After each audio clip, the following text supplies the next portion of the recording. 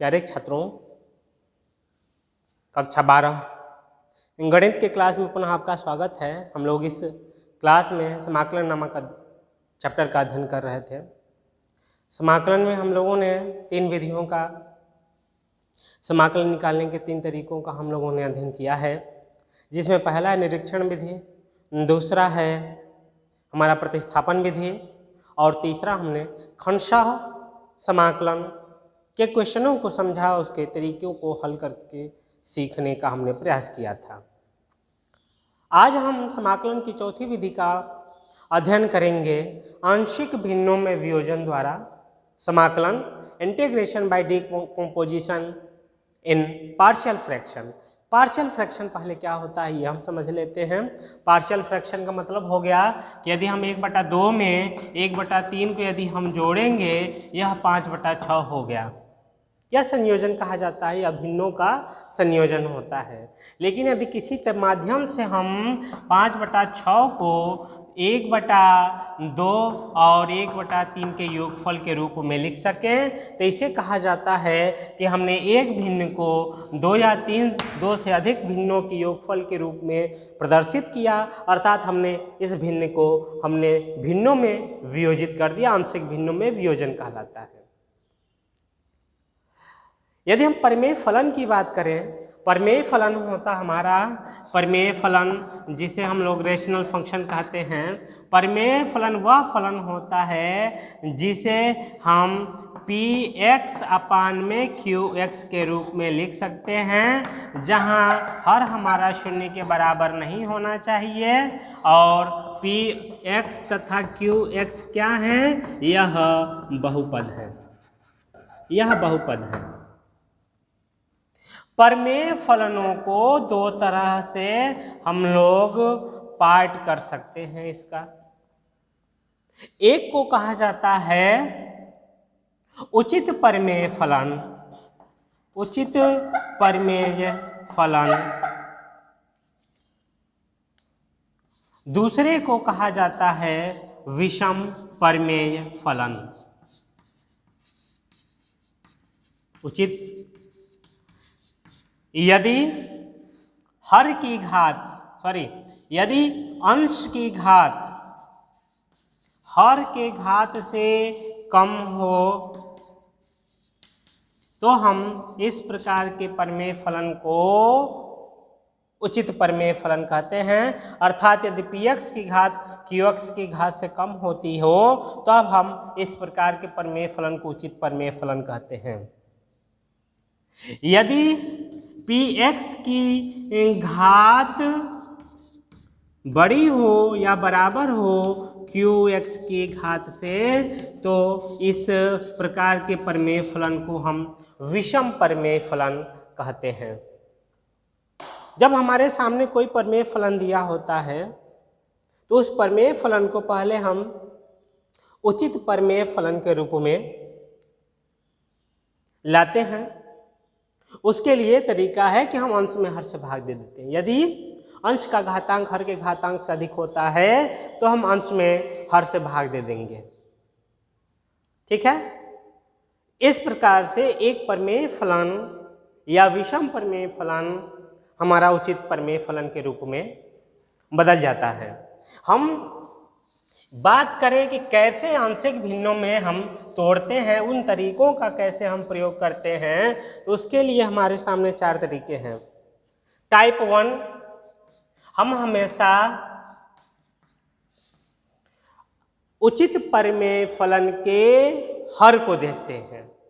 यदि हमारा हर जो दिया हुआ है उस हर का गुणनखंड रैखिक हो, अर्थात हमारा फलन इस रूप में दिया हुआ है x minus a x minus b, तो इसको जब हम आंशिक भिन्न में तोड़ते हैं, चूंकि हमारा जो हर है उसका रैखिक गुणनखंड 2 मिल रहा है, एक है x माइनस a, तो एक भिन्न का हर हमारा x माइनस a होगा और दूसरे भिन्न का हर हमारा x माइनस b होगा। इस हर के गुणनखंड से हम आंशिक भिन्न के हर को निर्धारित कर लिए हैं। अब जब इनका हमने तो ऊपर हम हमेशा अचर मानते हैं, फिर इनको आपस में हम लघुत्तम लेकर के अचरों की तुलना करके ए और बी का मान प्राप्त कर लेंगे। इस तरह से यह एक भिन्न दो आंशिक भिन्नों के योगफल के रूप में लिखा जा सकता है। ये कब होगा? जब हमारा हर का गुणनखंड केवल रैखिक हो, केवल एक घातीय हो। दूसरा प्रकार ये होता है कि यदि पी एक्स अपान में एक्स माइनस ए एक्स माइनस बी का होल स्क्वायर है, इसमें भी हमारा हर, यदि हम प्रमेय फलन के हर की बात करें तो हर का गुणनखंड यहाँ भी रैखिक है लेकिन रिपीटेड है, एक्स माइनस बी 2 बार आ रहा है। तो अब इस भिन्न को जब हम आंशिक भिन्न में तोड़ेंगे तो एक का हर x माइनस ए लेंगे, दूसरे का हर x माइनस बी लेंगे, तीसरे का हर हम यह 2 घात है तो x माइनस बी का होल स्क्वायर ले लेंगे। चूंकि हर हमारा एक रैखिक है, एक घातीय है, तो अंश हम हमेशा अचर लेते हैं, ए बी सी ले लेंगे। फिर हम गुणांकों की तुलना करके ए बी सी का मान ज्ञात कर लेंगे तथा यह मान जब इसमें रखेंगे तो हमारा यह प्रमेय फलन आंशिक भिन्नों के रूप में टूट जाएगा। तीसरा हमारा प्रकार है कि यदि किसी भिन्न का हर इस तरह का हो कि x माइनस ए और एक्स स्क्वायर प्लस ए, एक्स स्क्वायर प्लस ए द्विघात है, इसका और आगे गुणनखंड नहीं हो सकता है, तो हम क्या करेंगे कि इसे 2 भिन्नों के योगफल के रूप में लिखेंगे। एक का हर होगा x माइनस ए, दूसरे का हर होगा एक्स स्क्वायर प्लस ए।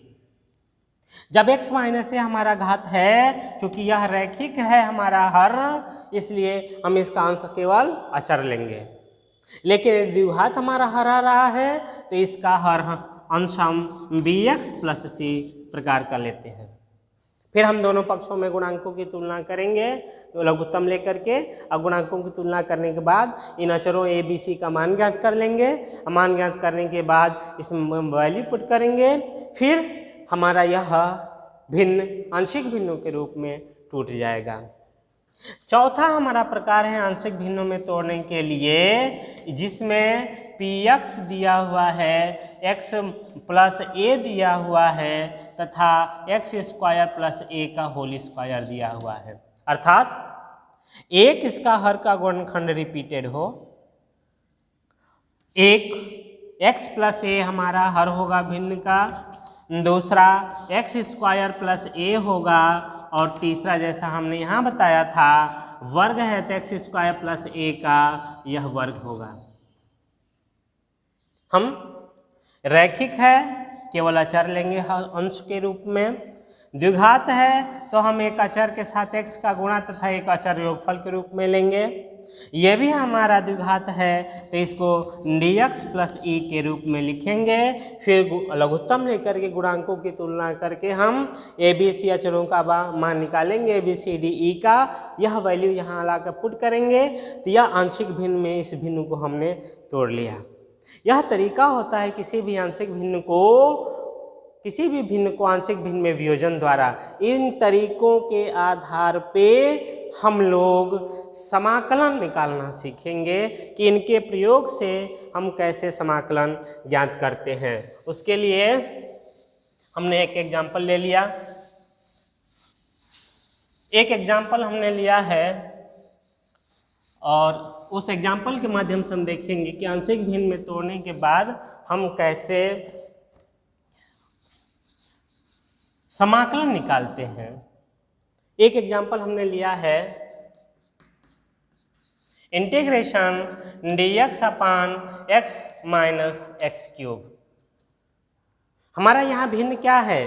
हमारा भिन्न है 1 upon x minus x cube, जिसका यदि हम गुणनखंड करें x का मान ले 1 माइनस एक्स स्क्वायर होगा, जिसका हम अलग से गुणनखंड करेंगे तो x 1 प्लस एक्स होगा तथा 1 माइनस एक्स होगा।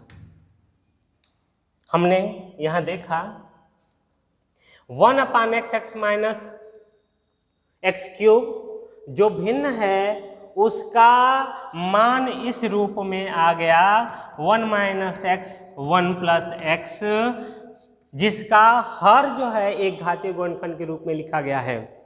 हम टाइप फर्स्ट प्रकार का यह क्वेश्चन हुआ, जिसमें एक का हर हम x मानेंगे, दूसरे का हम 1 प्लस एक्स मानेंगे, तीसरे का 1 माइनस एक्स मानेंगे। क्योंकि यह एक घातीय रैखिक है तो इनका अंश हम अचर मान लेते हैं, ABC मान लेते हैं। हमने क्या किया, लघुत्तम ले लिया x 1 plus x 1 minus x और इसका हमने गुणा कर दिया।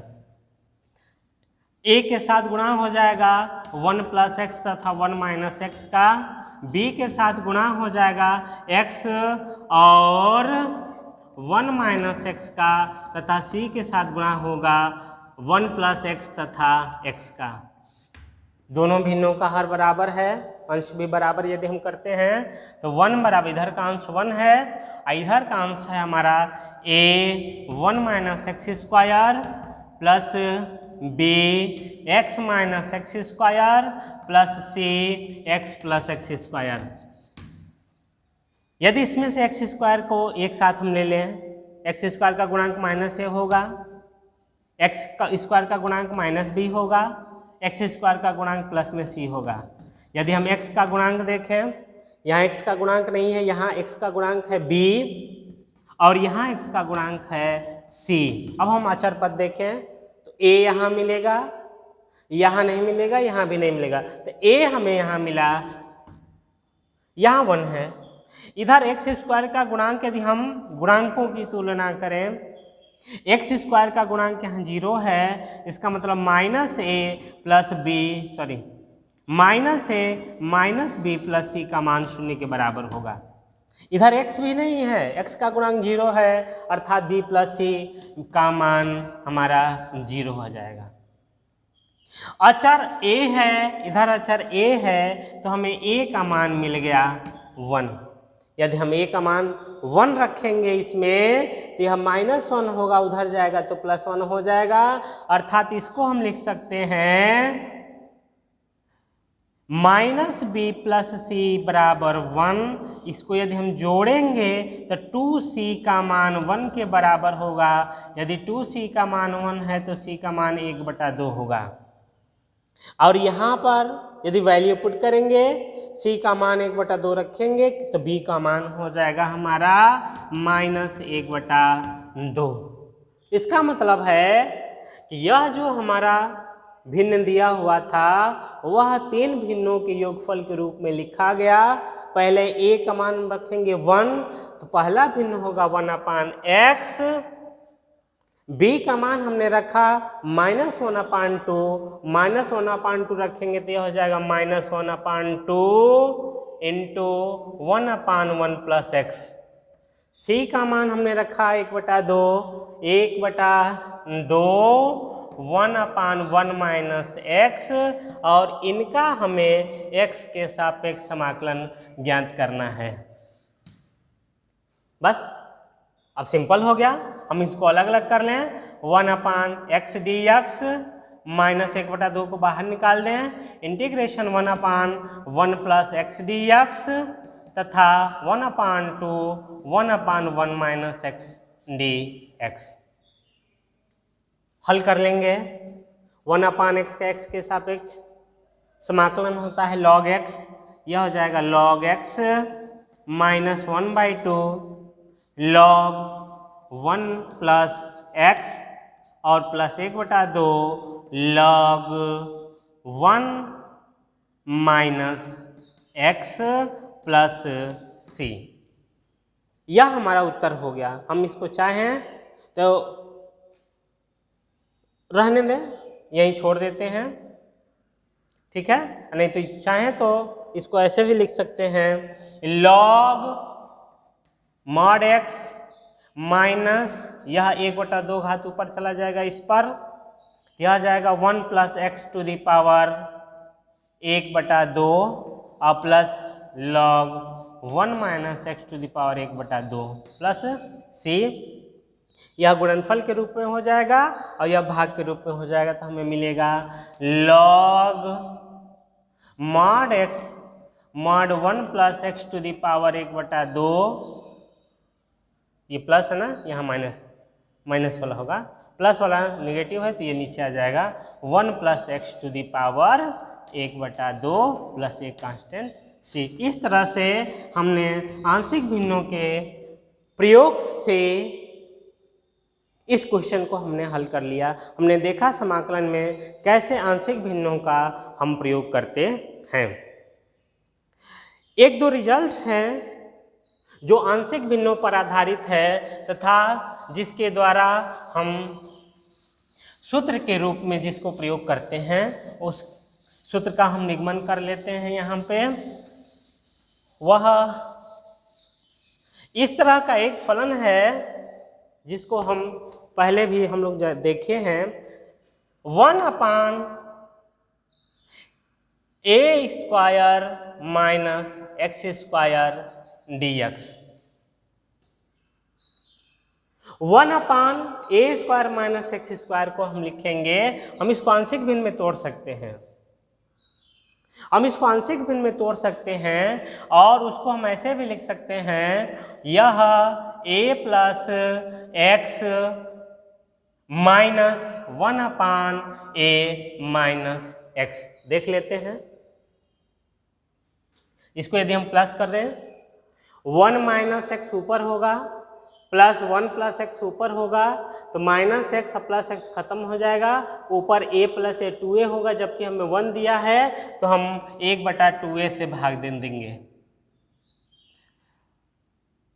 यह हमारा जो दिया गया क्वेश्चन है उसको जब हम आंशिक भिन्न में तोड़ेंगे हमारे टाइप 1 2 3 4 के हिसाब से, तो इस रूप में हमारा आंशिक भिन्न आएगा। इस रूप में जब आंशिक भिन्न हमारा आ गया है तो अब इसमें हम 1/2 को 2a को बाहर कर लें, इंटीग्रेशन हमारा बचेगा 1/a प्लस एक्स dx तथा integration 1/a minus x dx। अलग अलग दोनों का यदि हम समाकलन निकालते हैं, इसका समाकलन होगा log a प्लस एक्स, इसका समाकलन होगा log, ये बीच में प्लस चिन्ह है, log a माइनस एक्स, एक और माइनस जब गुणा करेंगे तो यह प्लस जो है वह माइनस में बदल जाएगा। जब -1 से भाग देंगे इसमें तो यह प्लस -1 के रूप में बदल जाएगा और प्लस एक c हम लिख लें। इसको हम ऐसे कह सकते हैं 1/2a log a plus x upon a minus x plus c। यह हमारा 1/a² माइनस x² dx के लिए एक फार्मूला हो गया। इस फार्मूले का प्रयोग हम करते हैं और क्वेश्चन को सॉल्व करते हैं। यदि यह आगे हो या पीछे हो अर्थात 1/x² माइनस a² dx हो तो इसके लिए भी हम फार्मूला निकाल सकते हैं इसी तरीके से, और वह फार्मूला आता है log x minus a mod में अपान x plus a plus c। और इसी का एक रूप है जब यहाँ प्लस होता है जिसको हम पहले भी हम लोगों ने देखा है 1/a² प्लस x² dx। इसका समाकलन आता है 1/a tan inverse x upon a plus c। इनकी सहायता से हम क्वेश्चनों को सॉल्व करते हैं, हम इनकी सहायता से क्वेश्चन हल कर लेते हैं। हमने एक एग्जांपल लिया, integration 1/4 minus x² dx। Integration 1 इसका वर्ग करेंगे या किसका वर्ग है, 2 का वर्ग है, 2 का वर्ग है तो यह हो जाएगा 4 माइनस x² dx। यदि हम इससे तुलना करें तो a² की जगह पे 2² है अर्थात a का मान 2 है, तो हम इस सूत्र में a की जगह पे 2 रखेंगे, यह हमारा क्वेश्चन सॉल्व हो जाएगा। 1/2 a की जगह पे 2 रखें तो 2 × 2 बराबर ये हो जाएगा 4 log, यहाँ a की जगह पे 2 रखें तो 2 प्लस एक्स अपान 2 माइनस एक्स प्लस सी, 2 प्लस एक्स अपान 2 माइनस एक्स प्लस सी। यह हमारा क्वेश्चन सॉल्व हो गया। इस तरह से हम आंशिक भिन्न में वियोजन द्वारा समाकलन हल कर लेते हैं। जब हम आंशिक भिन्न में समाकलन निकालना सीख गए हैं वियोजन द्वारा, और हमने समाकलन की सारी विधियों का जब हमने अध्ययन कर लिया है, तो अब बचा यदि कुछ विशेष प्रकार के फलन हमारे सामने आते हैं तो उनका हम कैसे समाकलन निकालेंगे। उस विशेष प्रकार में एक दो जो प्रकार हैं उनकी हम लोग चर्चा करेंगे यहाँ पे। सबसे पहला है, यदि 1 upon ax square plus b x plus c या 1 upon under root ax square plus b x plus c या under root ax square plus b x plus c प्रकार का यदि फलन दिया हुआ है, प्रकार के फलनों का समाकलन